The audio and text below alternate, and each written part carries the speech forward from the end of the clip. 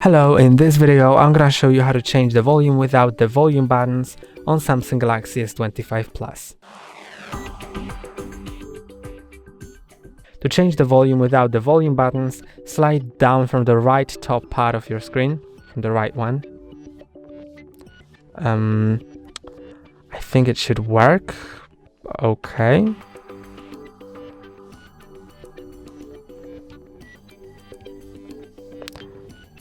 Okay, so now it worked. I don't know why it didn't work. Okay, so if you slide down from like the battery level, then it won't work, but you need to like all the way from the very top, then it'll be okay. So now you can just adjust the volume here with this bar.